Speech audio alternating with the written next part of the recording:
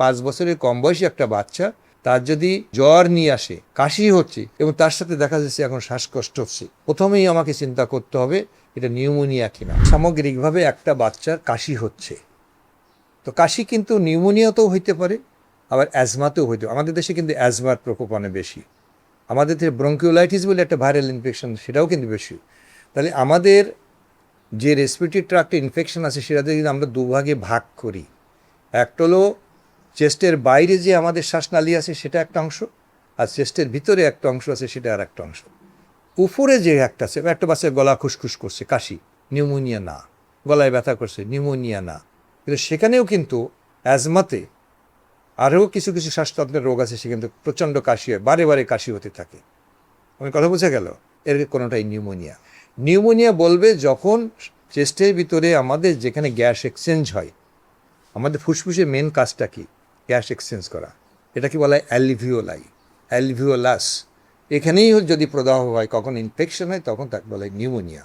এর বাইরে আমাদের যে শ্বাসনালী আছে যেটাতে বাতাস প্রবাহিত হয়, ঠিক আছে না? এই বাতাস প্রবাহের জায়গায় যদি কোনো সময় ইনফ্লামেশন হয়, সেটাকে বলে অ্যাজমা, ব্রঙ্কিওলাইটিস। তাহলে নিউমোনিয়া হলো গ্যাস এক্সচেঞ্জ। এখন জনগণের তো আর এইটা বোঝার ক্ষমতা নাই। তার বুঝতে হবে কি, কাশি হচ্ছে, কাশির সাথে শ্বাসকষ্ট হচ্ছে, কিন্তু তার সাথে জ্বর থাকতে হয়, জ্বর। তাহলে জ্বর হলো নিউমোনিয়ার একটা প্রথম এবং প্রধান উপসর্গ। তাহলে কোনো বাচ্চা যদি 5 বছরের কম বয়সী একটা বাচ্চা, তার যদি জ্বর নিয়ে আসে, কাশি হচ্ছে এবং তার সাথে দেখা যাচ্ছে এখন শ্বাসকষ্ট হচ্ছে, প্রথমেই আমাকে চিন্তা করতে হবে এটা নিউমোনিয়া কিনা। যদি ডাক্তার সাহেব অত চিকিৎসা কর্মী যিনি আছেন উনি যদি শনাক্ত করে বলেন যে এটা নিউমোনিয়া, তাহলে তার নিউমোনিয়া চিকিৎসা দিতে হবে। তাহলে প্রধান উপসর্গ হলো কয়টা? 3টা: জ্বর, কাশি, শ্বাসকষ্ট, 3টা জিনিস। অন্যদিকে একটা বাচ্চা, 5 বছর নিচে একটা বাচ্চা, তার কাশি হচ্ছে, আবার যেন শ্বাসকষ্ট হচ্ছে, কিন্তু জ্বর নাই, তাহলে আমরা তাকে সাধারণভাবে নিউমোনিয়ার বাইরে অন্য কোনো উপসর্গ আছে কি না এটা আমার চিন্তা করা। Pneumonia is always a bacterial or viral infection. কোথায় ইনফেকশন? আমাদের লাংসের অ্যালভিওলাসে, যেখানে গ্যাস এক্সচেঞ্জ হয়, বেশিরভাগ ক্ষেত্রে ব্যাকটেরিয়া, এবং তার চিকিৎসার জন্যে আমাদের অ্যান্টিবায়োটিক অবশ্যই লাগবে। আরেকটা জিনিস হলো অ্যান্টিবায়োটিকের পাশাপাশি এখনকার প্রেক্ষাপটে, সবসময় প্রেক্ষাপটে তার শরীরে অক্সিজেনের মাত্রা ঠিক আছে কি না, সেই জন্য এই পালস অক্সিমিটার লাগে। এবং পালস অক্সিমিটার আজকের প্রেক্ষাপটে একটা শিশুর শ্বাসতন্ত্রে যদি ইনফেকশন হয়, সেটা নিউমোনিয়া হোক অথবা নিউমোনিয়া না হোক, এই পালস অক্সিমিটারে আমাদের দেখতে হবে তার অক্সিজেনের অবস্থানটা কী। এই অক্সিজেনের অবস্থানটা হলো যে 92-93% উপরে থাকতে হবে, 93 থেকে না 98 পর্যন্ত। যদি আমরা দেখি যে না, এটা ফলিং ডাউন টুয়ার্ডস 90, তখন বুঝতে হবে যে তার নিউমোনিয়া জনিত কারণে তার শরীর অক্সিজেন ঘাটতি হয়েছে। এইটাই কিন্তু চিকিৎসার প্রধান অংশ।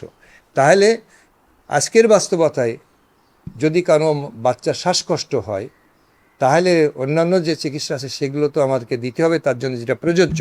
কিন্তু একই সাথে যদি আমরা পালস অক্সিমিটার, যেটাকে বলা হয়, এটা অনেক বেশি মূল্য নয়, কিন্তু এটা এখন এসেনশিয়াল একটা মনিটরিং একটা কম্পোনেন্ট বাচ্চাদের জন্য অপরিহার্য হয়ে গেছে। তাহলে আমি বললাম যে নিউমোনিয়া হলে যেহেতু এটা ইনফেকশন, জ্বর থাকবেই। দ্বিতীয় হলো গ্যাস এক্সচেঞ্জ এরিয়াতে যেহেতু হচ্ছে, তাহলে শ্বাসকষ্ট থাকবে। আর 3 নম্বর হলো এখানে কাশি থাকবে। 3টা জিনিস।